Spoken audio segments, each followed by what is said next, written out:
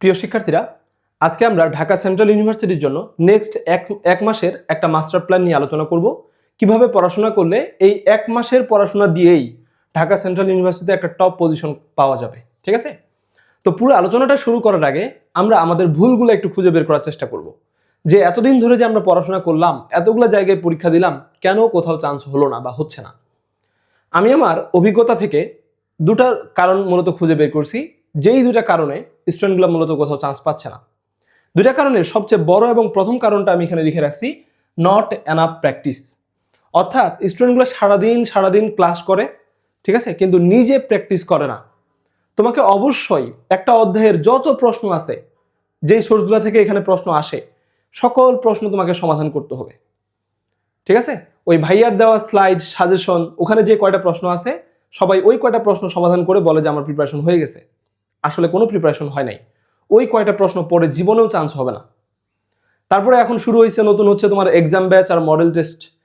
এইখানে 100 প্রশ্ন তোমার হাতে ধরায় দিয়ে বলে যে এগুলা থেকে তুমি কমন পাবা। কয়টা কোশ্চেন কমন পাবা ওখান থেকে?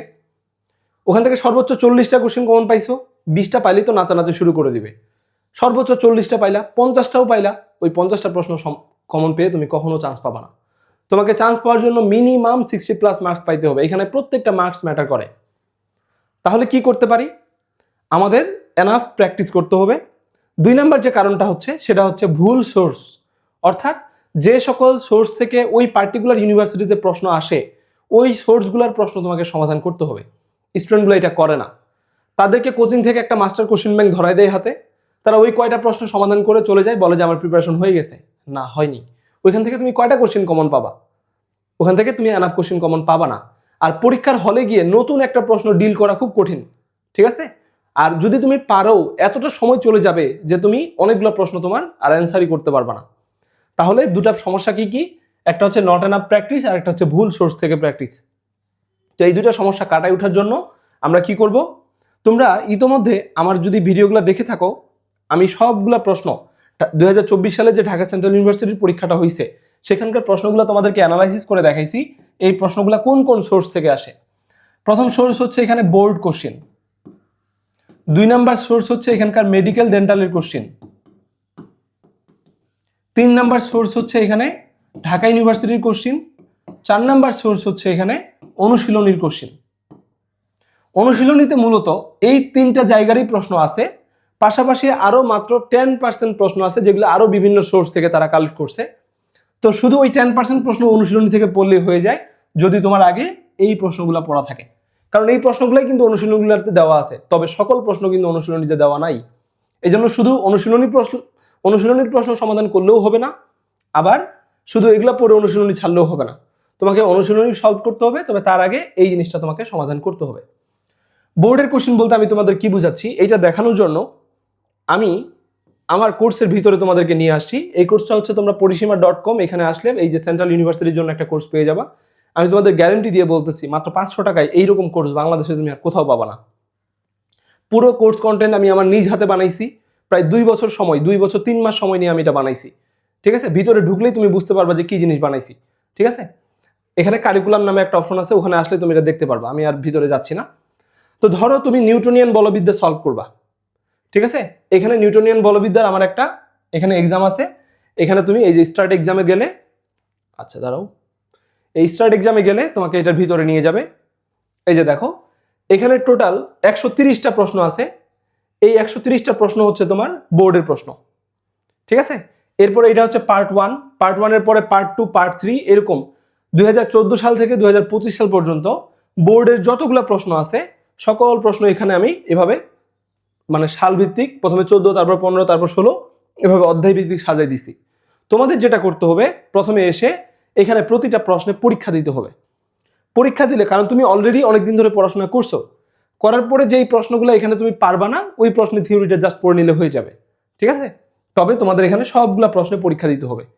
ওই তোমার ভাইয়া ধরাই দেওয়া একটা এক্সাম ব্যাচে 200 টাকা দামের একটা এক্সাম ব্যাচে যে 100টা কোশ্চেন ধরাই দেয়, বা সাজেশন আকারে যে পিডিএফটা দিয়ে দিছে, ওই কয়টা প্রশ্ন সমাধান করে জীবনে চান্স হবে না। তোমাকে পুরো প্রসেসটার ভিতর দিয়ে যেতে হবে।